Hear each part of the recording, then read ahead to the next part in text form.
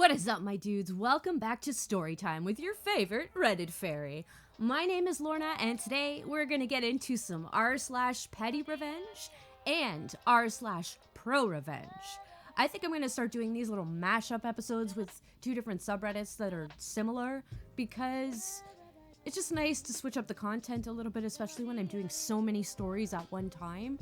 Also, sometimes they don't post as many news stories in each subreddit. Like, I was gonna do r/ProRevenge only today, but there weren't that many stories posted to fill up half an hour's worth of content. So I decided I'm gonna take some from Petty and Pro and put them together and mash them up. And also, before I get into these stories, have you guys heard of the subreddit? I think it's r/explain like I'm 5. There are questions people ask they want to know the answer to, but they don't want some like thick technical jargon that they have to try to decipher. And they break it down like you're 5 years old. So I think some of those are pretty cool, and a lot of people ask some pretty interesting questions. So let me know down in the comments if you guys want to hear a video or see a video like that. But you guys mostly just hear the video more than anything. Also, I know you guys are like, just get into the freaking stories already. I would really love to hear your guys' suggestion on the different story time subreddits that you subscribe to. It's just, I hate having to use the same kind of content everyone else is, and I wish I had time to write down my own stories. I just don't have the time to, and I suck at writing. You guys don't want me to read things that I wrote. It's horrible. I make fun of some people on these subreddits for their lack of grammar and punctuation. My grammar and punctuation is great, but it's just, I ramble a lot. You guys should know this by now. So yeah, just let me know. Give me some suggestions in the comments there. What are the subreddits that you guys are into? Are you into more the image-based or the storytime ones? I prefer the storytime ones because I love reading a good story. And I like reacting to it as I'm reading it. I just love that. But I don't know. Let me just drop a comment. Let me know what you guys think. So without further ado, because I've done enough ado, I think, let's get into it. Get used to the new hairstyle, Mom. Posted by user Josen. So I was raised in a very controlling family. My mom is a hairstylist, and the 18 years I was in her house, I never once got to decide how I got to have my hair. I was forced to wear some dumb, parted comb-over haircut for 18 years. I gave up trying to fight her on it. Every time I would argue with her, my dad would beat my ass. Left that place 15 years ago, have only in the last few years rekindled our relationship. They no longer have any control over me. I've always buzzed my hair because I hated the way I looked. My wife has always wanted me to grow my hair out, but I've never even gave it a chance. I learned a lot about self-love while I was kicking cancer's ass. When my hair started growing back, I decided I was going to grow it out for my wife. My hair is almost down to my shoulders after 1.5 years. Wife loves it. My mom and sister hate it. A couple times a week, either my mom or sister will ask me to let my mom cut it. I'm growing it out for me because I actually think I look pretty sexy with longer hair. I get a giggle every time my mom begs me to please come up to her salon to get a cut. Sorry, Mom, this is your punishment for 18 years of emotional abuse. Oh, wow. Kudos to you, OP, for kicking cancer's ass. That's fucking awesome. Sucks that your parents are dicks. Jesus. My mom was pretty controlling about my hair when I was a kid too, and anytime I rebelled and cut it, she got mad. Even in my adult years, when I cut my hair, she would roll her eyes and be like, "Ugh, why are you doing that?" She doesn't like when I cut my hair. I have, my avatar the length of hair is pretty close to what I have, but my hair is curlier and not quite as orange. When I shaved my head after 8th grade, I thought I was gonna get my ass beat. I'm surprised this one doesn't have more upvotes. I would just give him upvotes for kicking cancer's ass, because I'm sorry, that is so fucking awesome. I'm so happy for OP. That's great. Moving on. Was annoyed with Neighbour until I benefited from his petty revenge. Posted by user Blaze0511. 7 p.m. last night, and my neighbor decides he's going to get out his backpack leaf blower and work on the leaves in his yard. It's dark. It had been drizzling earlier. What the fuck is he working on, trying to blow wet leaves around? I was starting to get a little annoyed because I was trying to enjoy dinner while watching TV. That was until I heard a knock on my door. It was my neighbor asking me to come move my car out of the street into the driveway for a minute, and in return, he would blow all of the leaves off my front lawn for me. This is when he tells me that his stepson was supposed to hand rake their leaves earlier that day before he left for work. Guess the kid mouthed off again. He makes the kid do yard work when he's in trouble. My neighbor gets home and sees that the leaves aren't done. Pissed, he grabs his leaf blower and proceeds to blow all the leaves from the yard into the street in the spot where his stepson parks his car in front of the house. He realizes that he doesn't have enough leaves. However, the tree in my front yard decided to carpet my front lawn with leaves that day. This is when he knocks on my door. He got rid of the leaves on my front lawn and the leaves on my other neighbor's front lawn and added them to the pile on the street. He then had me move my car back into its original spot, which was on one end of the leaf pile, parked his work truck on the other end of the leaf pile. Also, his stepson would have to park down the block and do a walk of shame home. ETA, pick of the pettiness. It's been raining all day, so this is the first chance I've got to take a pic. The pile was more impressive last night. Now it's just waterlogged. Here's the picture here. Oh, this is good. Oh, I wish the pile was bigger though. Oh well, okay. ETA numero dos. To address some of the comments in bulk instead of individually. Number 1, the pile looked a lot bigger during the time of inconvenience, which was last night. Aerated leaves plus the heavier rain we got before I was able to take a pic equals condensed soggy leaf mess that I could probably park over. Number B. We are on the schedule for our fall leaf pickup. Our township tells us to either bag the leaves or blow them out to the curb. They come around with a truck with a leaf vacuum attached and collect the leaves a few times in the next 2 months. That's awesome. I thought this was going to be about OP taking revenge on the guy for using his leaf blower. But nope, he was getting revenge on his son, and OP's probably like, yeah, this is something I can get behind. Being a part of this subreddit, that's great. Oh, so good. Neighbor evicts our puppy for some peace and quiet. Posted by user Solitary Brain Cell. So we have had, sad face, the most gorgeous corgi puppy. He's sweet, outgoing, affectionate, and a really good boy. Unfortunately, he's a dog, which means he barks. We live in a pet-friendly apartment, and his most infrequent barks don't bother anyone, and not a single person made a complaint. Except for our upstairs neighbor. He made it his personal vendetta to kick out our dog, writing to the council to get us evicted if we didn't sell our puppy. We fought for our dog for 8 months, trying every training method we had to cut down on his barking. But in the end, our neighbor's constant attempts to evict us over our dog took such an emotional toll on us, we ended up rehoming our dog recently. Now for the revenge part. I hope after all the work he put in for some quiet, He enjoys my sister's recorder and kazoo practice at 8 a.m. on weekends. Side note, she cannot play either of these instruments. And since we no longer have a dog, he can't prove the barks he's hearing are coming from our apartment. Or from my laptop speaker, to be specific. Hope harassing our dog for a half a year was worth it.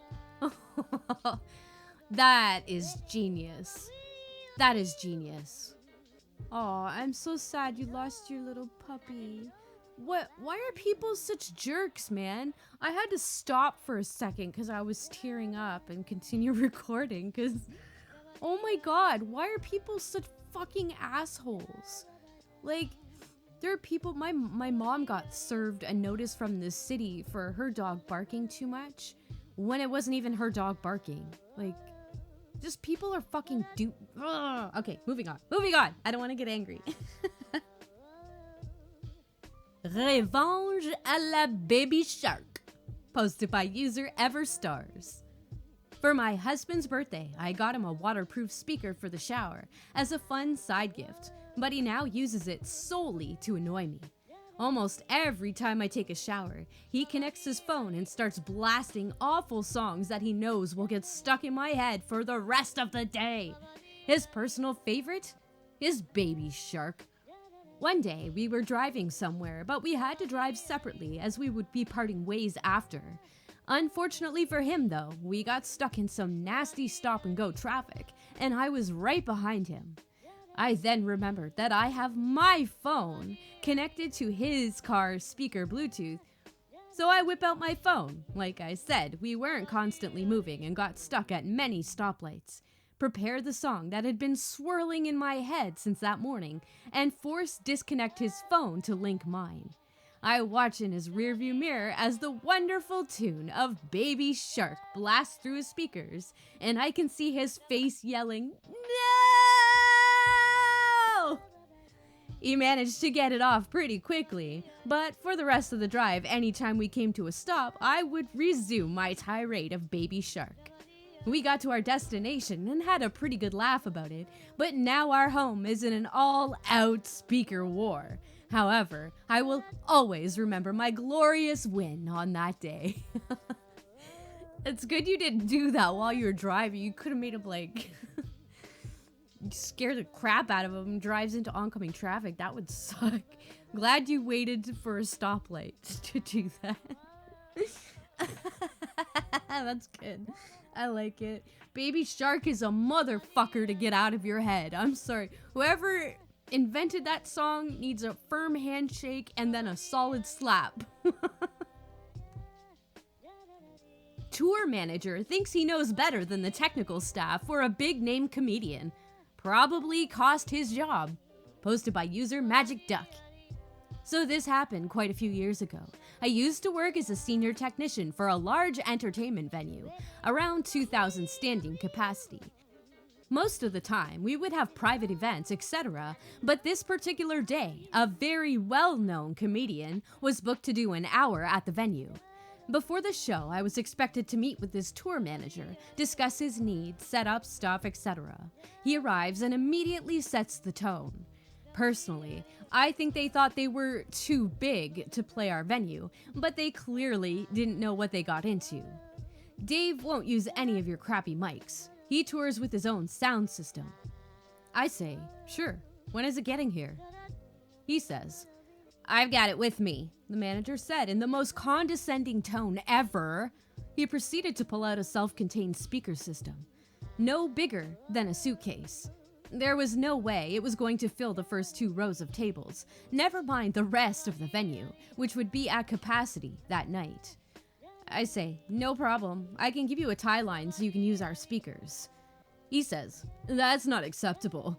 Dave will only use our speakers and mic. To cut a long story short, I spent about 15 minutes arguing with the guy who was belligerent and refused to acknowledge that his crappy system on its own wouldn't fill the venue. And there was no way I could let them do it without support from us. I explained he would have full control over the sound. My gear was just there to amplify it. I wouldn't need to touch the desk. This wasn't good enough for him, and he threatened to pull Dave from the show. Edit for clarity. He was very aggressive and condescending. At a few points, he tried to claim that I didn't know what I was doing and that I shouldn't be employed by the company as I was clueless, no matter how much I explained the science, etc. He tried to scare me into doing what he wanted by threatening to pull the show. There was no need for this. It was him being stubborn and trying to pull power, thinking I would back down and let him cause serious complaints for the venue because of this poor tech knowledge. He eventually backed down when I told him fine, I'd call the venue manager and explain the situation. I'd get a night off and he wouldn't get paid. Much rather than hundreds of complaints and refunds, he backed down and we set up for the show. But he was still a jerk and the act was no better. They clearly thought they were better than us and it showed. The act even walked around backstage in his boxers into different people's dressing rooms without knocking, etc. Between them, they both managed to annoy everyone. I had enough. The tour manager had set up a little sound desk at the side of the stage for him to use for Dave's microphone. He was standing there throughout the show mixing his mic. Where he put himself meant he couldn't hear how it sounded, but could be seen by everyone. My lighting OP and I were at the back of the room a few hundred feet away and hatched our plan. The first few minutes of the show were fine until the tour manager moved away from his desk to listen. As he walked away, for some strange reason, Dave's mic would feedback. He would run back to the desk, try to correct it, but it would solve itself. A couple of minutes later, he would walk away and it would start to get that horrible feedback again. Nothing that the audience wouldn't notice too much, but Dave and his tour manager certainly did. The tour manager was puzzled. He couldn't understand why this was happening, and Dave was getting more and more irate, glaring at his manager throughout the act. What they didn't know was that I was watching the manager, and every time he stepped away, I turned up the high frequencies on my desk, causing the feedback. As he got to the desk, I would correct it and get rid of the feedback myself. Rinse and repeat. He got so annoyed, he came to the back of the venue, barged into our control box, and looked at my desk, which of course was set naturally as we had discussed. "Have you touched your desk?" "No, mate. Actually, I did once. Seemed like you were struggling with feedback, so I took a bit of the top out." He walked away sheepishly back to his desk. About halfway there, the mic started feeding back again, this time quite aggressively. He had to run to the last 50 foot or so, which only drew more attention to him, especially from Dave the comedian. On his way out the venue, I heard the tour manager being chewed out by Dave about how incompetent he was. Few years later, I meet Dave at another venue I'm working at. Turns out he's a decent enough guy.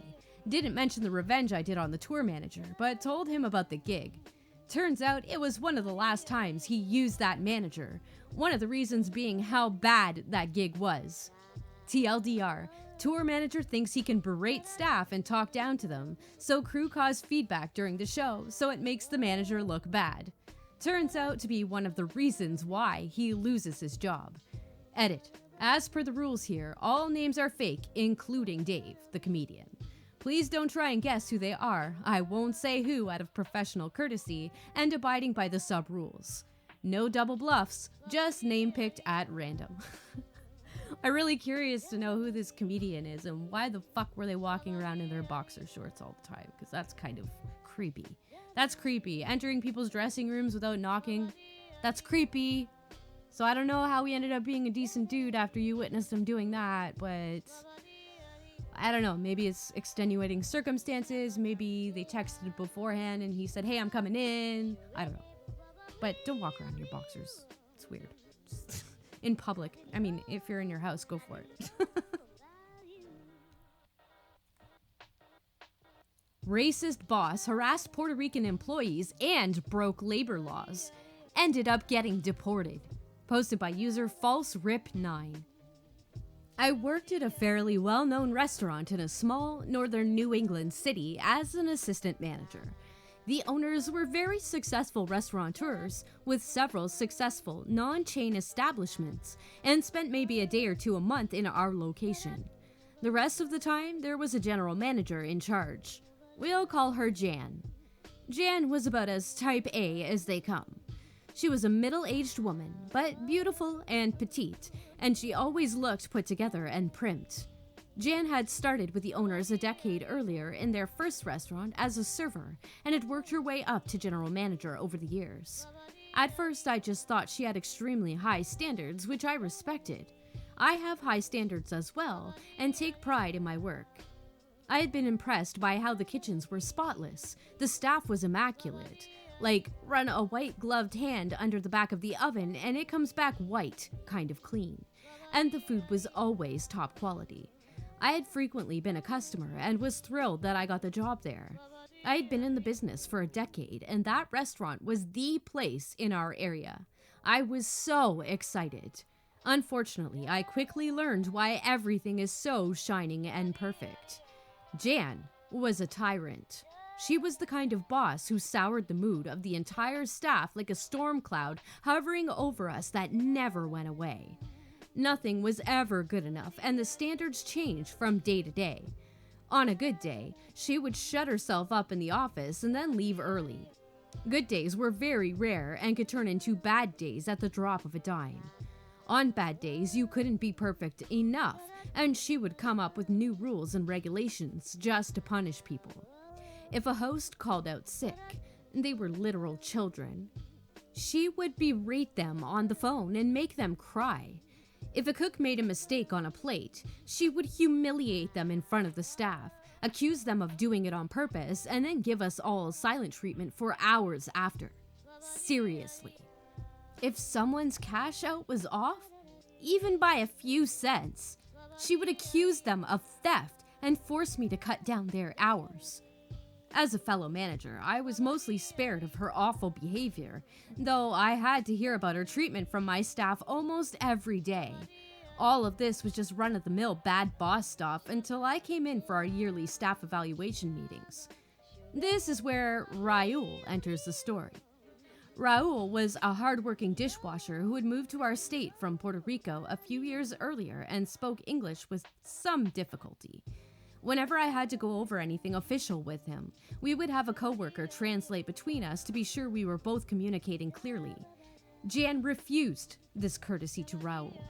This made his evaluation pretty difficult. Raul managed to communicate to us that due to recent cuts in his hours, he would be forced to get a second job to pay the bills. Something about this absolutely set Jan off. She told him she would fire him if he dared. I could see plainly on the intake paperwork in front of me that Raul had been hired with the understanding that it would be full-time position, so I pointed that out. Jan was furious, but agreed through gritted teeth that if Raul agreed to not get a second job, she would bump up his hours to at least 35 hours a week.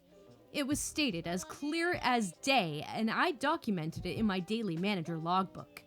Work went on as usual after that, and I didn't think much of this meeting again for a few months.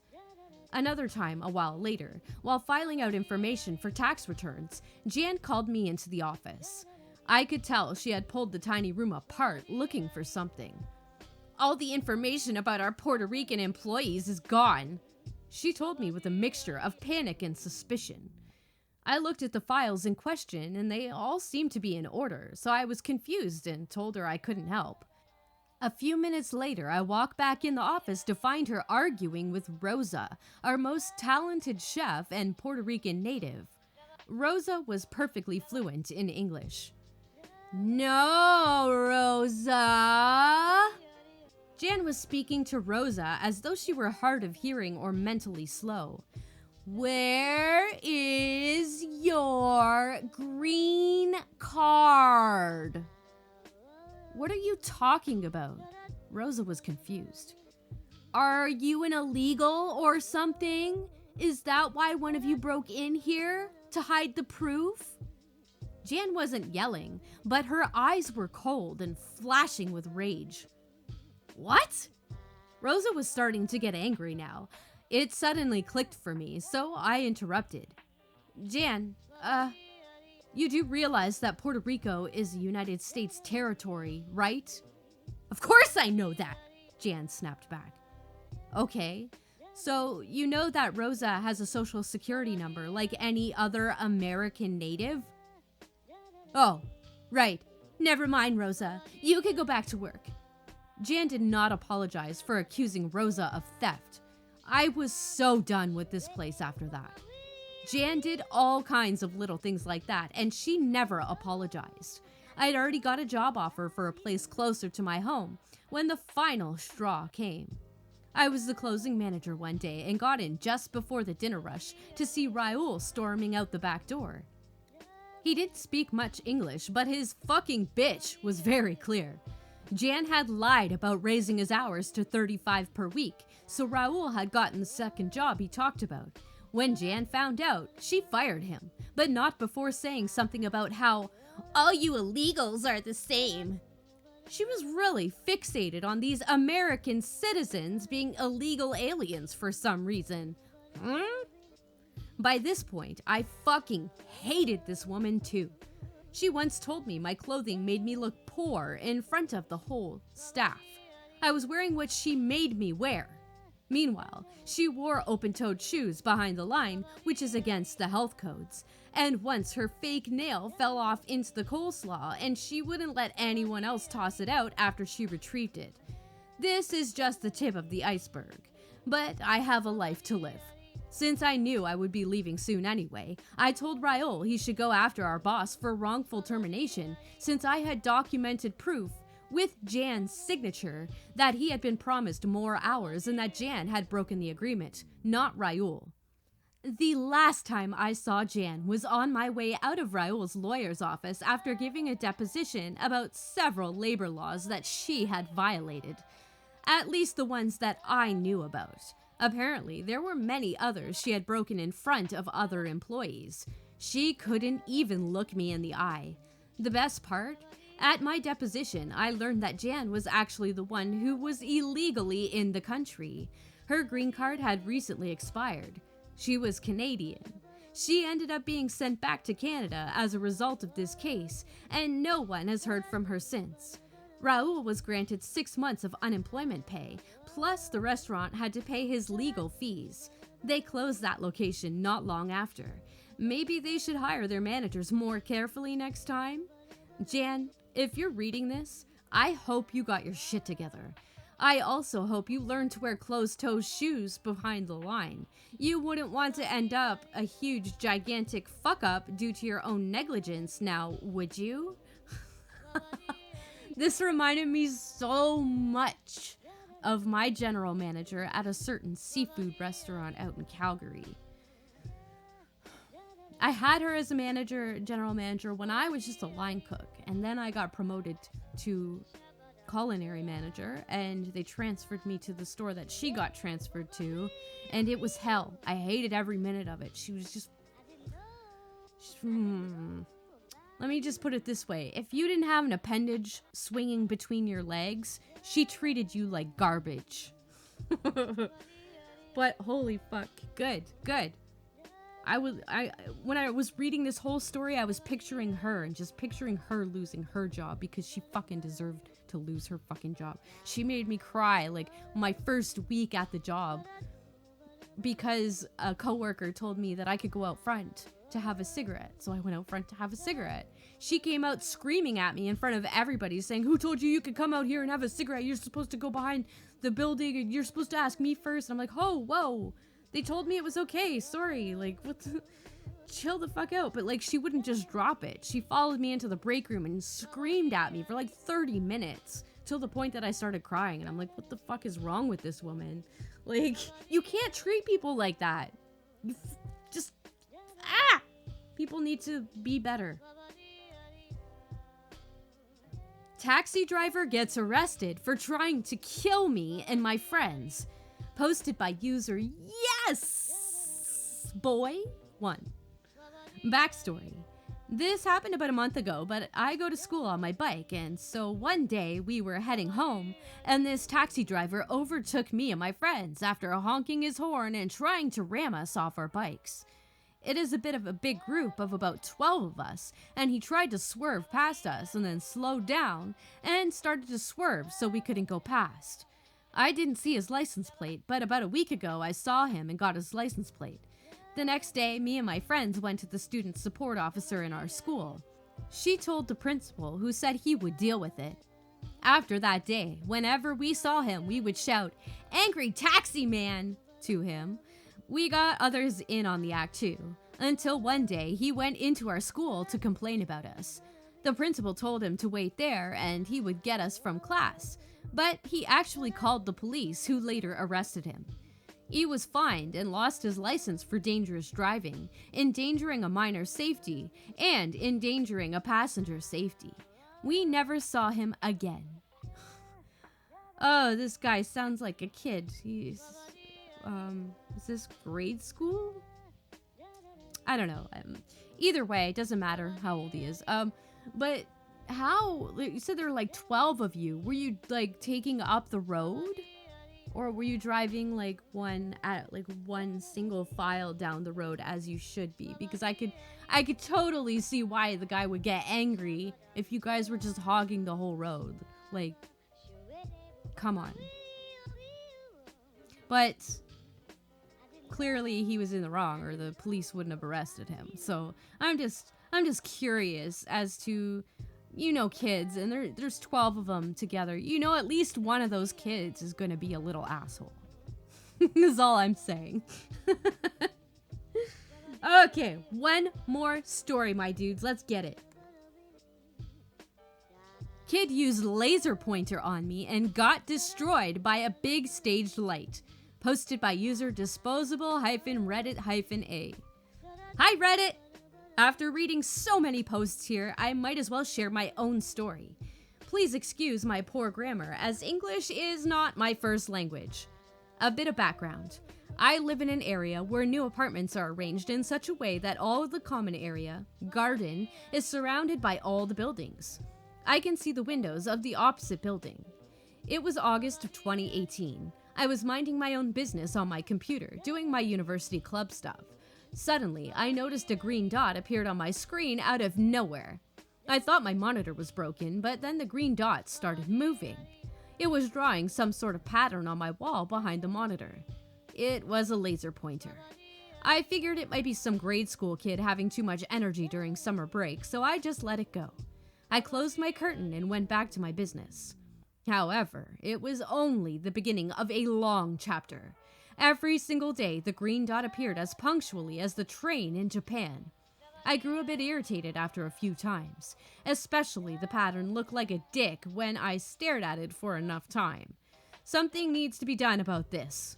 I like natural sunlight, and I could not just close my curtains all day long. The first thing is to determine where it came from. I took out binoculars and started searching. I saw this young boy using a laser pointer in his hand and holding a binocular. He points the laser pointer directly into my binocular as a nasty greeting. It was so painful that it took a good 5 minutes to recover. I managed to take some pictures with my sunglasses on. I thought everyone has done some stupid things to piss people off at some point in their childhood. I was no exception either, but my parents taught me good manners and how not to be a jerk to other people. Sometimes the hard way.